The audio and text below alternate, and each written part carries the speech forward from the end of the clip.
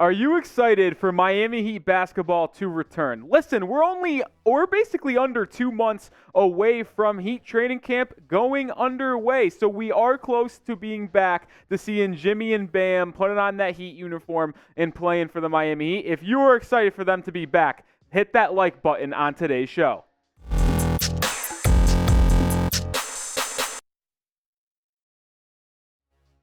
All right, let's do it. This is the Heat Report by Chat Sports. I am Nic Rohloff, and on today's show, we are exploring an interesting hypothetical, and it is, should the Heat pivot from Damian Lillard and go after a James Harden trade? We know James Harden is in the news for a very interesting reason, and he is on a tour right now in China, and he actually brought out a very interesting quote when speaking to some of the media in China. First of all, he is not going to play in Philly. You ask yourself why? Well, it's because he dropped this banger of a quote on Daryl Morey and potentially the 76ers. He said this: Daryl Morey is a liar, and I will never be a part of an organization that he is a part of. That's an unbelievable quote because we know that he requested a trade and he prefers the Los Angeles Clippers, and now he's doubling down, saying he's not playing for the 76ers this season because of Daryl Morey.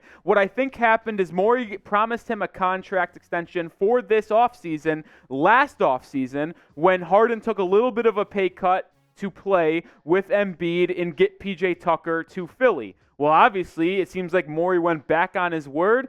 Harden's not happy about it, and now he's going to the media. He's always requested the Los Angeles Clippers, but a new report from Sam Amico suggests that he is open to going elsewhere. This is what Amico had to say.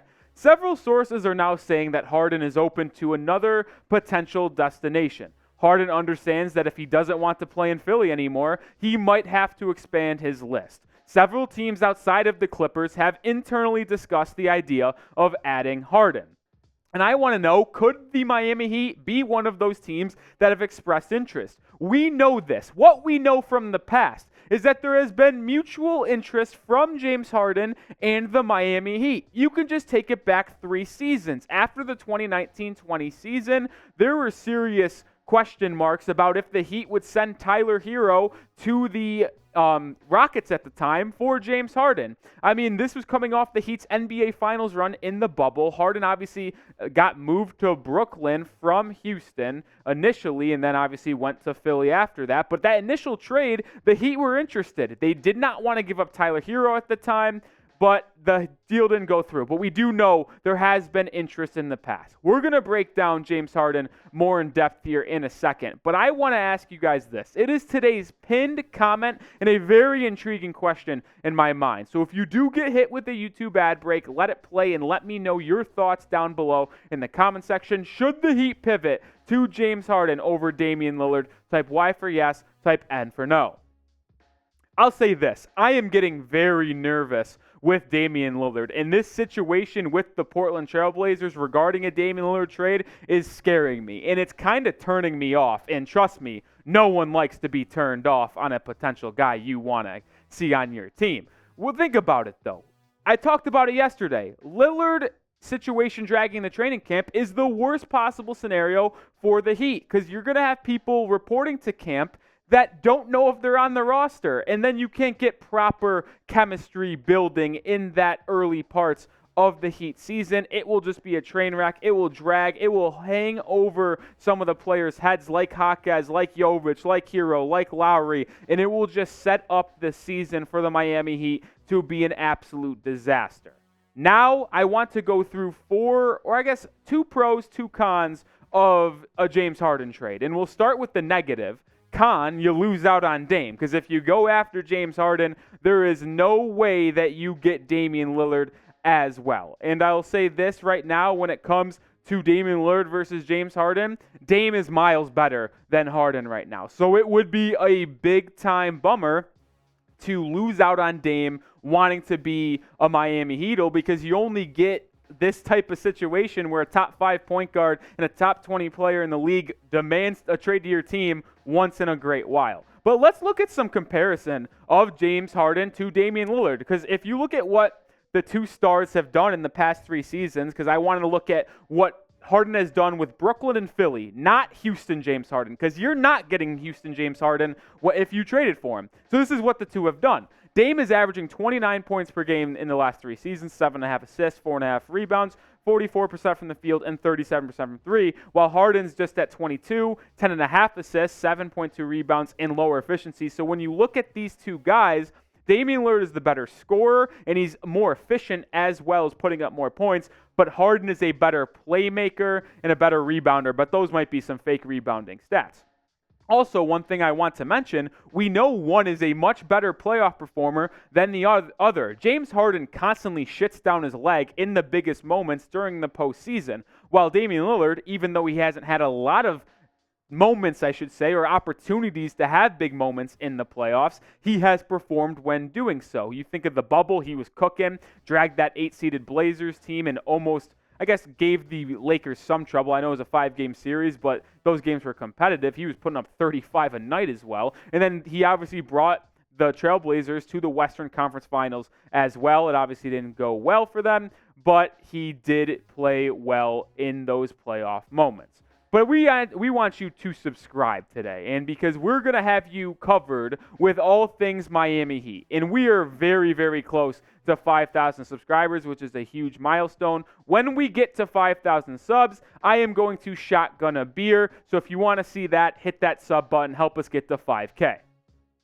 A pro of trading for James Harden? You're going to keep Tyler Hero, and you might ask yourself, why would the Heat get to keep Tyler Hero? Well, I think it's because James Harden's stock is currently in the gutter. When you have those comments publicly about Daryl Morey, the 76ers are going to trade, if they do trade him, going to get a less return because Harden, one, is declining in his own play. And then when he says that out loud to the media, that's not going to sit home well with people, and his stock's going to go down.